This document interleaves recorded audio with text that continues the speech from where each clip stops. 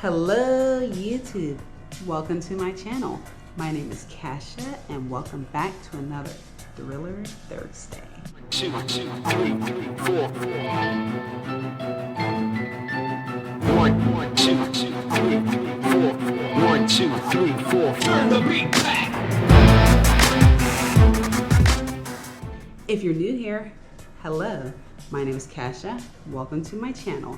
Here, every Monday I do mysteries and every Thursday I do thrillers. So please hit that subscribe button because I am here for you every Monday and Thursday. Today's killer, Juana Barraza, was picked by Queen Ace. Thank you, Queen Ace. I got her up for you, so this video is specially made for you. Hope you enjoy. If you would like to pick out the next killer, just put them down in the comment section below and you can be featured in one of my next videos. Thank you. So, Juana Barraza, AKA the Little Old Lady Killer. She's a Mexican serial killer and con artist. She's also the most predominant perpetrator of the murders in Mexico City. Story begins. Juana Barraza was born north of Mexico City in a rural area called Elizondo. Her father was a police officer and her mother was an alcoholic who left them just 3 months after giving birth to Juana.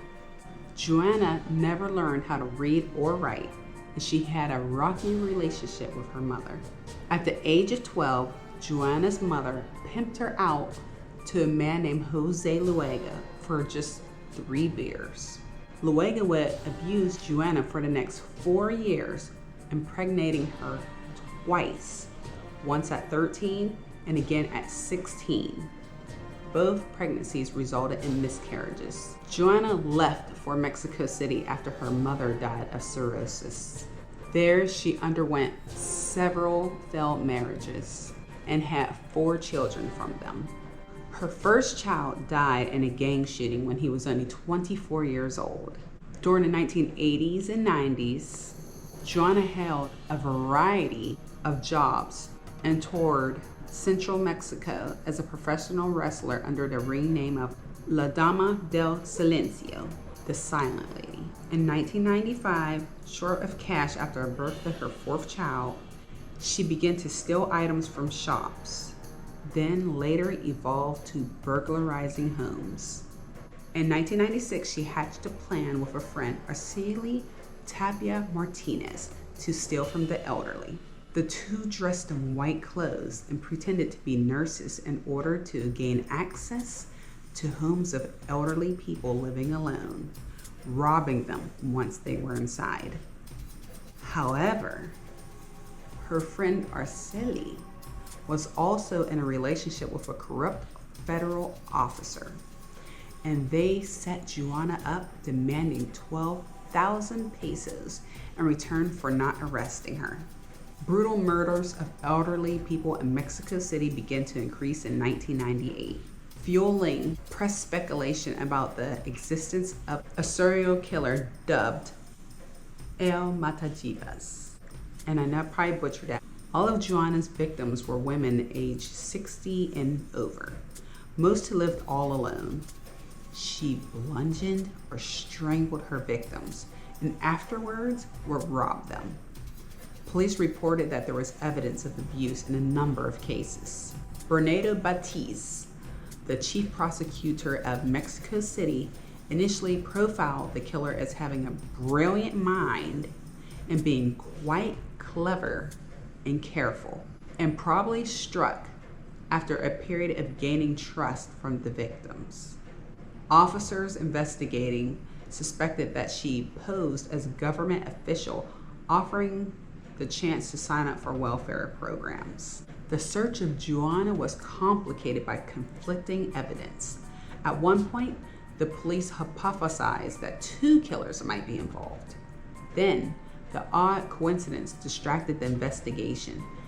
At least 3 of Juana's victims owned a print of 18th century painting by the French artist Jean-Baptiste Grutz. So they thought that these paintings had something to do with it. Okay. In December 2004, the police released a wanted poster with 2 eyewitnesses sketching of the Mataviejitas, one more feminine and another more masculine looking. But the sketches were labeled as persons of interest only, and there was no mention of their clothing. In mid-2005, Juana began a relationship with taxi driver Jose Francisco Torres Harana, who became her apprentice. The attacks increased the range and frequency now, and the times when the murders occurred changed from daytime to nighttime, keeping police on their toes. The killing of 82-year-old Carmen Camila Gonzalez Miguel on September 28, 2005. She was an upper-class woman and the mother of a predominant Mexican criminologist. That spurred police into launching a special operation under the name Operation Parks and Gardens. Officers patrolled in areas where the killer was active had increased. Pamphlets advising the elderly to be wary of strangers were distributed, along with new sketches, and police even paid elderly women to sit as bait inside of parks. In a move that was heavily criticized, police also announced that they were looking for a homosexual man, transvestite, or transgender, and arrested 49 transvestite prostitutes who were all later released when their prints didn't match those collected from the crime scenes.